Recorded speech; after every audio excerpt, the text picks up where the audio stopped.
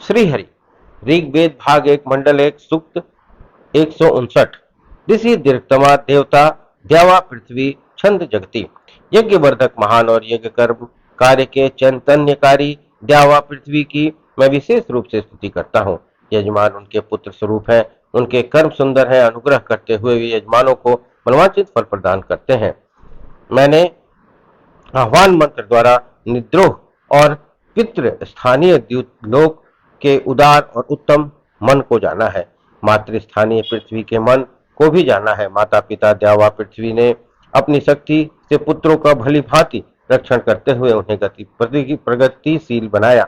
आपकी संतान रूपी सुकर्मा और सुदर्शन प्रजाएं आपके पहले से अनुग्रह को स्मरण करके आपको महान और माता कहकर जानते हैं।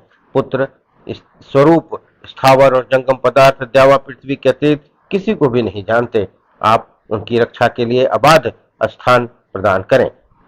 द्यावा पृथ्वी सहोदरा भगिनी और एक स्थान पर रहने वाले जोड़े हैं।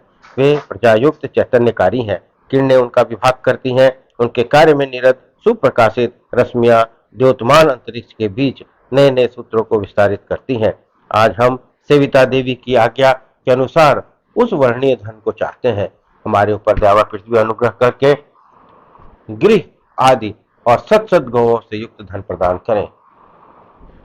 सूक्त 160। ऋषि दीर्घतमा देवता द्यावा पृथ्वी छंद जगती। द्यावा पृथ्वी संसार के लिए सुखदायिनी यज्ञवती, जल उत्पन्न करने के लिए चेष्टा युक्ता सुजाता, अपने कार्य में निपुण है। द्योतमान और शुचि सूर्य द्यावा पृथ्वी के मध्य में अपने अपने कार्यों द्वारा सदैव गमन करते हैं। विशाल विस्तीर्ण और परस्पर वियुक्त माता पिता द्यावा पृथ्वी प्राणियों की रक्षा करते हैं।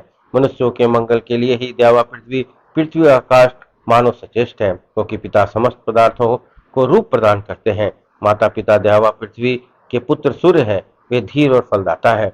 उनकी बुद्धि से वे समस्त भूलोक को प्रकाशित करते हैं। वे शुक्ल वर्ण धेनु पृथ्वी और सेचन कार्य में समर्थ वृष द्यूलोक को भी प्रकाशित करते हैं। वे द्यूलोक को से निर्मल दूध दूहते हैं। वे देवों के देवोत्तम कर्मियों के कर्म श्रेष्ठ हैं। उन्होंने सर्व सुखदाता द्यावा पृथ्वी को प्रकट किया और प्राणियों के सुख के लिए द्यावा पृथ्वी को विभक्त करके सुदृढ़ खूंटे में उन्हें स्थिर कर रखा है। हे द्यावा पृथ्वी, हम आपकी स्तुति करते हैं। आप महान हैं। हमें प्रभुत अन्न बल प्रदान करें, जिससे हम सदैव पुत्रादि प्रजा का विस्तार करें। हमारे शरीर में प्रशंसनीय बल की वृद्धि करें। इस प्रकार सूक्त 160 संपन्न हुआ। सूत्र 161। ऋषि दीर्घतमा देवता रिभुगण छंद जगती तिष्ठु। जो हमारे पास आए हैं वे क्या हमारे श्रेष्ठ हैं और छोटे? जो हमारे पास आए हैं क्या वो हमसे श्रेष्ठ हैं या छोटे? ये क्या देवों के दूत कार्य के लिए आए हैं? इन्हें क्या कहना होगा? इन्हें कैसे पहचानेंगे? हे माता अग्नि, हम चमस की निंदा नहीं करते, क्योंकि वह महाकुल में उत्पन्न हुआ है। उस काष्ठ में चमस से स्मृति की हम व्याख्यान करेंगे। अग्नि ने कहा, सुधनवा के पुत्र, एक चमस को 4 बनाओ। देवों ने यह बात कहकर मुझे भेजा है। मैं आपको कहने आया हूँ, आप लोग यह कार्य कर सकते हैं और ऐसा करने में आप लोग देवों के साथ यज्ञांश भागी बनेंगे। हे अग्निदेव, देवों ने आप अपने दूत अग्नि के प्रति जो जो कर्म बताए हैं उनमें से अश्व बनाना होगा, रथ का निर्माण करना होगा, गौ का सृजन करना होगा और माता पिता को फिर युवा करना होगा। हे भ्रातृवीर, आपके उन समस्त कार्यों को करके अंत में कर्म फल के लिए आपके पास आवेंगे। हे रिभुगण, वह कार्य करके आपने पूछा कि जो दूत हमारे पास आए थे वो कहाँ गए? इस पर ब्रह्मा जी ने चमस के 4 टुकड़े देखे।